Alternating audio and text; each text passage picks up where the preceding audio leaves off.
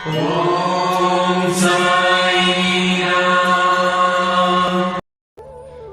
సాయిరామ్. సాయి భక్తులందరికీ నమస్కారం అండి. అందరూ ఎలా ఉన్నారు? ఆ సాయినాథుని కృపా కటాక్షాలు మన అందరిపై ఉండాలని మనస్ఫూర్తిగా కోరుకుంటున్నాను. అలాగే మన ఛానల్ని కొత్తగా చూస్తున్న వాళ్ళైతే వెంటనే సబ్స్క్రైబ్ చేయండి. అలాగే లైక్ అండ్ షేర్ కూడా చేయండి.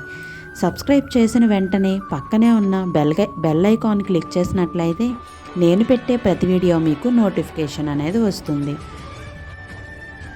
ఈరోజు వీడియోలోకి అయితే వెళ్ళిపోదాం రండి. ఓం సాయిరామ్. సమర్థ సద్గురు సాయినాథాయ నమః.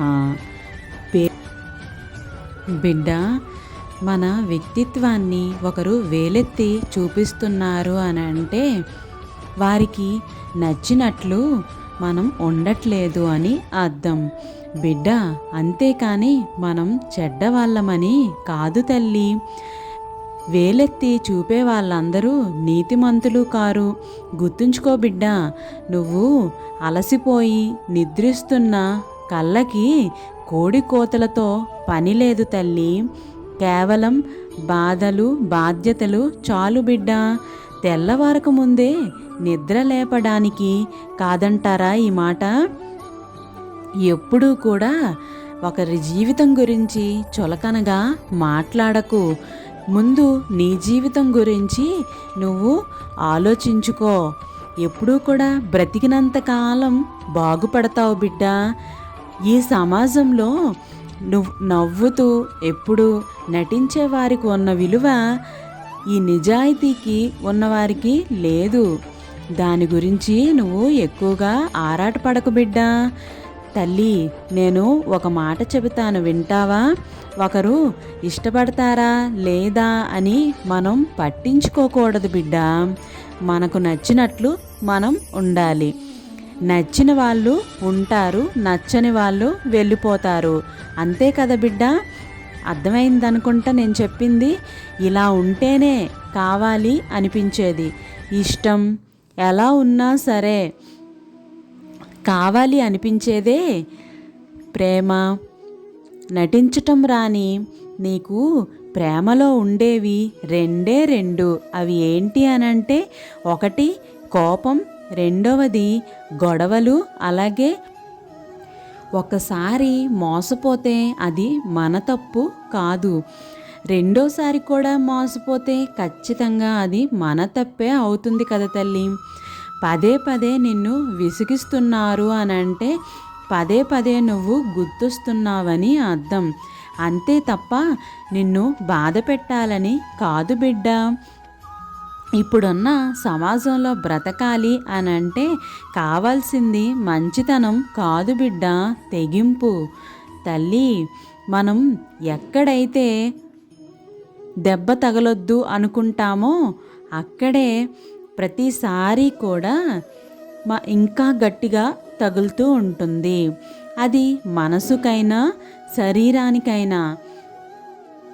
మనసు విరిగిపోయాక మౌనానికి తప్ప మాటలకి స్థానం అనేది ఉండదు. అలాగే బాధ మనసుకే కాదు మనిషిని కూడా మార్చేస్తుంది.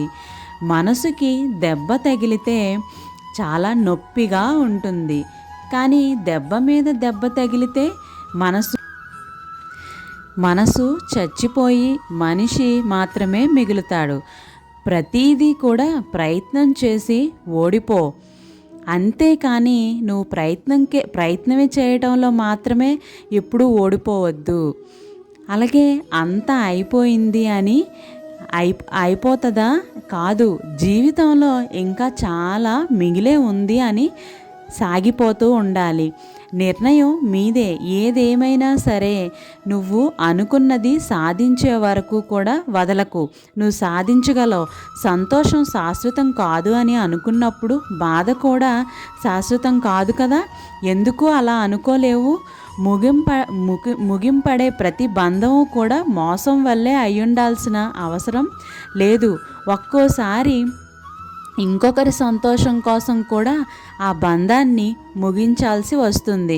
అది స్నేహం అంటే ఆడుకోవటం కాదు, అలాగని వాడుకోవటం కూడా కాదు, ఆదుకోవటం, అలాగే వదులుకోలేకపోవటం.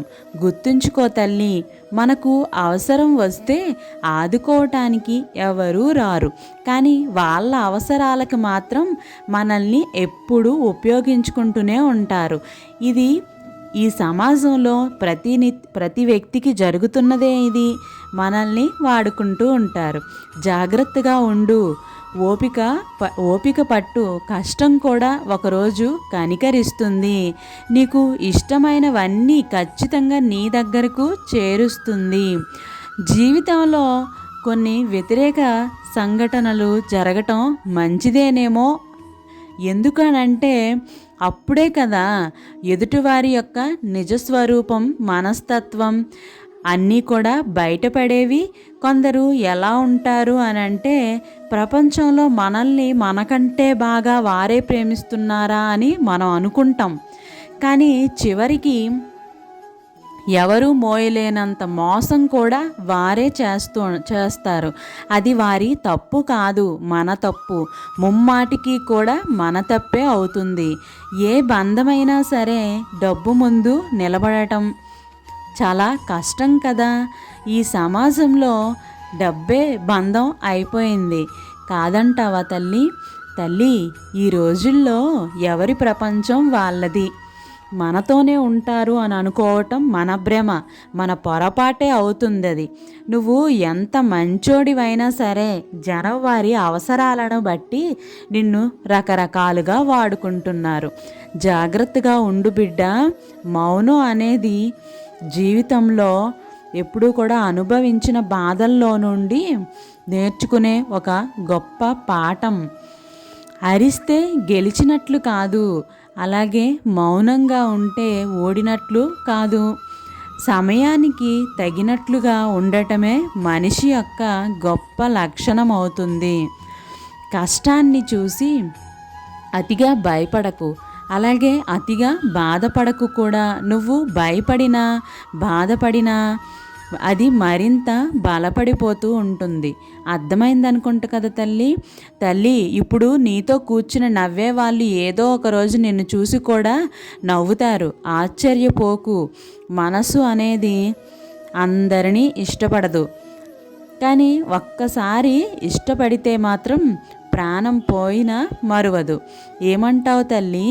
ఎదురుచూపులో ఎంత బాధ ఉంటుందో, అలాగే ఎంత నరకం ఉంటుందో ప్రతిరోజు ప్రతి క్షణం దొరకని ప్రేమ కోసం ఎదురు చూసే వాళ్ళకే అర్థమవుతుంది కదా తల్లి.